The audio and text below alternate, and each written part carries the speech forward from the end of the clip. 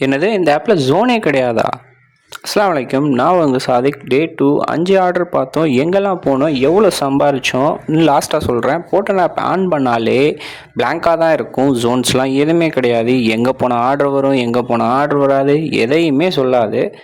ஆனால் நான் உங்களுக்கு சொல்கிறேன், peak order areas, Parrys and mount road, good order zone, Sriperumbudur, மகாபலிபுரம்லாம் ஆர்டர் வரும். ஒரு ஆர்டருக்கு 800 கிடைக்கும். நீங்கள் மைலேஜ் தர வண்டி வச்சுருந்தா பெட்டர். இன்றைக்கி நம்ம எடுத்த order Mannady to Ritchie street, Ritchie street to Mannady, Mannady to சூவில் தான் பெரிய பாக்ஸாக வந்துருச்சு. என்னடா காலிலேருந்து நல்லா போதே அப்படின்னு பார்த்துட்டு இருந்தேன். நல்ல வேளை ஒரு கயிறு ஒன்று பேக்கில் தேவைப்படுமேன்னு வச்சேன். அதனால தான் யூஸ் ஆச்சு. இல்லைனா ரொம்பவே கஷ்டம். புகார்பேட்டை வழியாக புது பிரிட்ஜில் ஏறி போயிடலான்னு போனேன். செம்ம டிராஃபிக்கில் போய் நல்லா மாட்டிக்கிட்டேன்.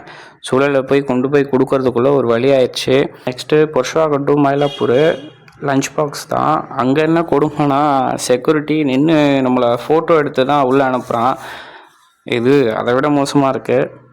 மயிலாப்பூர் போய் கொடுத்துட்டு லோவர் டைம் ஆச்சுன்னு போயிட்டேன். வேறு ஒரு வேறு மாட்டிக்கிட்டேன். அசரை முடிச்சுட்டு தான் 5 மணிக்கு மேலே தான் திரும்ப ஆன் பண்ணேன். டு திருவத்தூர் அடித்தது.